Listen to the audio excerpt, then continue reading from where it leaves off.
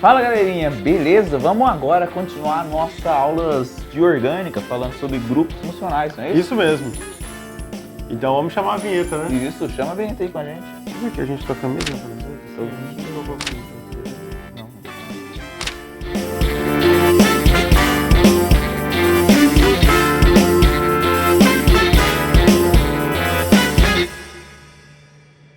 Fala galerinha, beleza? Você está acompanhando aí o nosso canal há muito tempo? Compartilhe o link, pegue lá, copie e compartilhe no grupo seu de WhatsApp. Isso, por favor, nos ajude a crescer e conseguir manter esse canal que traz videoaulas gratuitas para você conseguir estudar aí para o seu vestibular, para sua prova de faculdade, para sua prova de colégio. Da vida, né? Da vida, Você né? melhorar a sua vida. Então já deixa o like aí e vambora.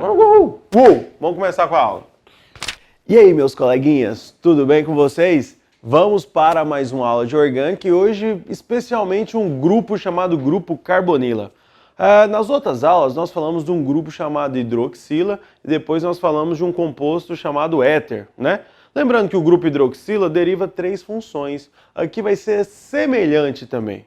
Aqui é um grupo que deriva 2 funções. Esse grupinho juntinho aqui, a gente chama ele de carbonila. Aqui são os compostos carbonilados. Esse grupo carbonila deriva a função aldeído e a função cetona. Em termos de nomenclatura, para aldeído, o final de uma cadeia é colocado como al. E para cetona, pode ser o final ona, ou então, hoje é mais usado também um pouquinho, chama ceto, tá bom? Você pode colocar ceto, ou então você pode colocar ona. Também é aceito pela chamada IUPAC. Agora, vamos aqui, ó. Nós temos aqui os aldeídos. Os aldeídos são classificados como carbonila primária. Quando você tem um composto lá aldólico, vamos dizer assim, a gente fala que é uma carbonila que está em uma extremidade da cadeia, onde pode estar não ligada a nenhum carbono, ou pode estar ligada a um carbono ou um agrupamento de carbonos. Isso a gente chama de aldeído. Nós temos aqui os 2 principais aldeídos, né, que é o metanal e o etanal. Esse etanal, esse et, significa que são 2 carboninhos, o metanal significa que é um carboninho. Esses nomes aqui em laranjado com o final rosa é o nome IUPAC para o composto, enquanto esse nome de branco, o nomezinho de branco, ele é um nome usual, né? Mas que é bastante utilizado aí. Se você perceber, nós estamos sempre colocando os compostos mais utilizados nos vestibulares. São compostos que você precisa saber alguma propriedade ou alguma curiosidade desses compostozinhos. Eu quero que você olhe aqui, ó, o formaldeído, ele vem de uma palavrinha que é o do formol, onde era encontrado o formol. Essa é aqui a principal substância desse composto, desse componente, né? É aquilo que preenche mais as moléculas. Esse compostozinho aqui, você pode perceber que é um carbono e não está ligado a nenhum outro carbono. Então, a gente chama isso de carbono primário. Só que esse carbono está fazendo uma dupla ligação com o oxigênio. Todas as vezes que o carbono faz uma dupla ligação com o oxigênio, nós chamamos isso de carbonila. Se ela está ligada a nenhum carbono ou a mais um carbono, é uma carbonila primária. Tem alguns outros nomes que você pode encontrar de carbonilas para aldeído.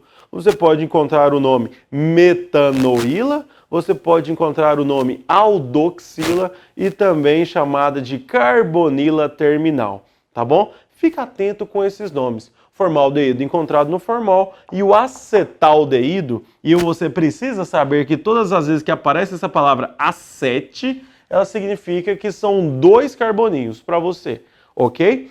Esse acetaldeído aqui é um dos principais agentes da ressaca. Quando você vê lá o etanol sendo metabolizado no fígado, quando ele está bastante estressado e cansado, ele apenas oxida esse composto, que a gente vai ver lá na frente o que são essas reações de oxidação. Mas acontece essa oxidação e transforma o etanol em etanal, ou então a gente chama de acetaldeído, ou então de aldeído acético. Ok? Compreenderam essa parte do aldeído? Tio Soneca vai trazer para vocês o que é a acetona. Vem pra cá, tio Soneca. Galerinha, outra função orgânica que também tem o grupo funcional carbonila na sua estrutura são as cetonas. Uma cetona, ela é quando a carbonila ela é secundária. Lembre-se que carbonila primária aqui, ó, é um aldeído. Porém, quando a carbonila ela está entre dois carbonos, essa carbonila ela passa a ser uma cetona, certo? Olha aqui, ó, carbonila entre dois carbonos significa que é uma carbonila secundária. Essa carbonila secundária vai ser classificada como sendo uma cetona. E para dar nome para cetonas, a gente utiliza o sufixo ona. Então, ona, tá vendo aqui o ona, ele é utilizado sempre que você tem um grupo cetona. Essa cetona aqui, ó, é a mais simples possível que nós temos. Porque não tem como ter uma cetona com apenas dois carbonos, já que a carbonila ela tem que ser secundária. Então, essa aqui é a mais simples e também é a cetona mais comum no nosso dia a dia. Essa cetona aqui, que está representada, o nome dela é propanona. Prop, porque ela tem 3 carbonos. An, porque as ligações entre os carbonos são ligações simples. E ona, porque o grupo funcional é cetona. Mas ela é conhecida usualmente no nosso dia a dia como acetona. Essa acetona, que é um solvente orgânico de caráter ali um pouco apolar, ela é utilizada para dissolver substâncias que são pouco solúveis em água, substâncias com caráter mais apolar. Bom, ela pode ser utilizada, por exemplo, para retirar um esmalte. É interessante que o esmalte utilizado por uma mulher, ele não se dissolva na água, porque senão, com o suor ou com a chuva, com o vapor de água mesmo que tem no ar, devido à umidade do ar, esse esmalte iria sair com facilidade. Então, esse esmalte ele tem um caráter predominantemente apolar, ele não se dissolve na água. E aí a gente utiliza para retirar o esmalte de uma unha, a gente utiliza um solvente com características apolares. Por exemplo, a nossa acetona, que é levemente polar, mas tem ali uma certa solubilidade nos nossos solventes apolares. Beleza, galera? Deu para entender o que é uma Deu para entender o que é uma cetona? Cetona, lembrando que é o grupo funcional, e acetona é o composto que é a principal cetona que nós temos no nosso dia a dia. Então, galerinha, agora sobre as propriedades dos compostos, é importante você saber como eles vão se comportar, porque nas provas do Enem e de outros vestibulares é cobrado se o composto ele é solúvel em água ou se ele é solúvel em gorduras, é mais ou menos assim. Então, para você entender o caráter, se é polar ou apolar, você tem que entender um pouquinho sobre os hidrocarbonetos. Por exemplo, quando nós temos uma cadeia muito grande de carbonos e hidrogênios, isso requer uma natureza apolar, porque são formados por hidrocarbonetos. Isso a gente falou lá naquela playlist de hidrocarbonetos. Então, os hidrocarbonetos eles não são solúveis em água. Agora, quando nós temos essas estruturas aqui, ó, nós temos uma certa polaridade. Nós temos uma certa polaridade aqui. Agora, será que tem como o composto ficar mais polar do que outro? É claro que tem, porque quando você pega e aumenta essas cadeias carbônicas, começa a ter mais carbonos, por exemplo, aqui que só tem um carbono, e você começa a colocar mais carboninhos aí, quer dizer que a cadeia vai ter uma natureza mais de hidrocarboneto do que o que ele era inicialmente. Então essa cadeiazinha aqui, ó, ela é mais solúvel do que essa aqui, por exemplo, porque essa aqui tem apenas um carbono e essa aqui tem 2. Quando você começa a crescer essa quantidade de carbonos, você também pode até alterar o estado físico da matéria. Por exemplo, o formaldeído aqui, ele é um gás. Ele é um gás dissolvido. Quando você pega aquele líquido que a gente chama de formol, tem 7% do gás ali que a gente chama de formaldeído.